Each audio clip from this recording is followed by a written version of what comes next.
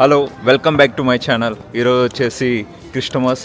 Communist country అయిన చైనాలో Christmas జరిగిద్దా లేదో తెలుసుకోవాలనుకుంటున్నారా?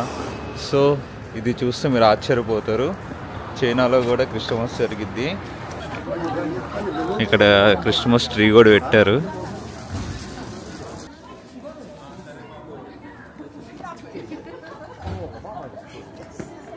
మనం చర్చ్లోకి వెళ్దాం. చర్చ్లోకి వెళ్ళి చూద్దాం ఎలా ఉంటుందో.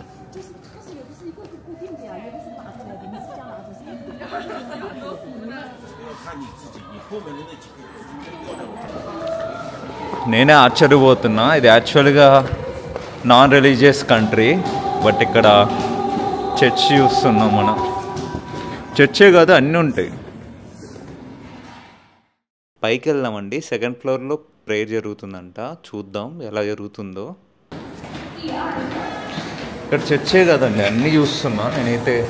బుద్ధిజం ఉంటుంది, క్రిస్టియానిటీ ఉంటుంది, టెంపుల్స్ కూడా చూస్తున్నా.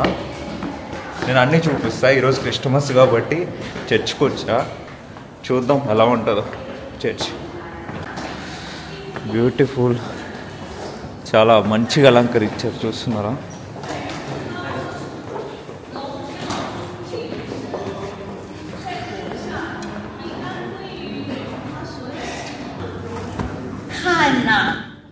నేను యాక్చువల్గా అనుకున్నా ఇక్కడ అంత ఫారినర్స్ ఉంటారేమో అని, బట్ ఇక్కడ అందరూ చైనీసే ఉన్నారు ఈ చర్చ్లో వచ్చేసి.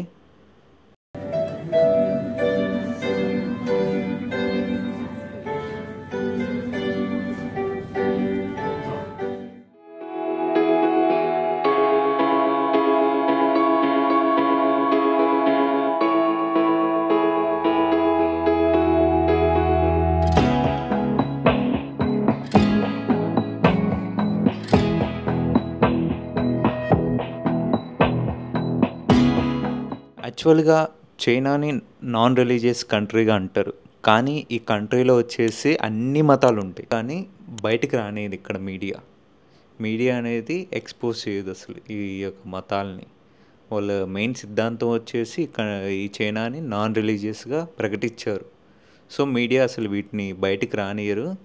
మ్యాక్సిమం పబ్లిక్ ప్లేసెస్లో ఇలాంటి మత ప్రచారాలను కూడా చేయనియరు.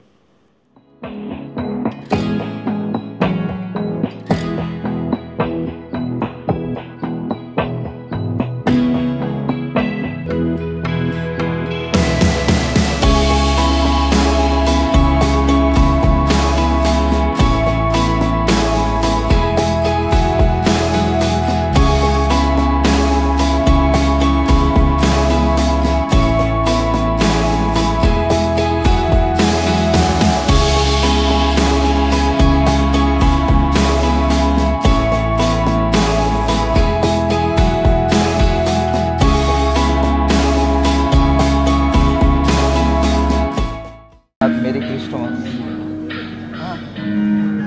नगर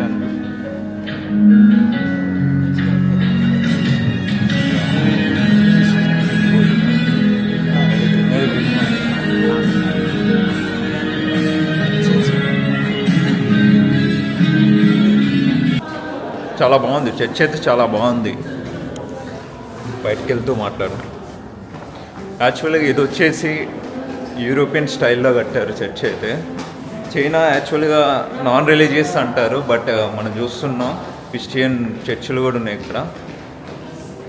మీరు చూసారు కదా, చైనాలో కూడా క్రిస్టియానిటీ ఉంది.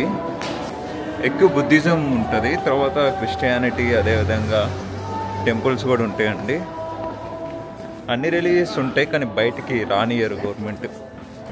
అదేవిధంగా మన మాస్కులు అవి కూడా చూపిస్తా అండి నెక్స్ట్ వీడియోస్లో.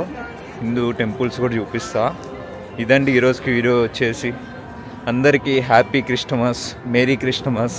Take care, see you on next video. Bye bye, జై హింద్.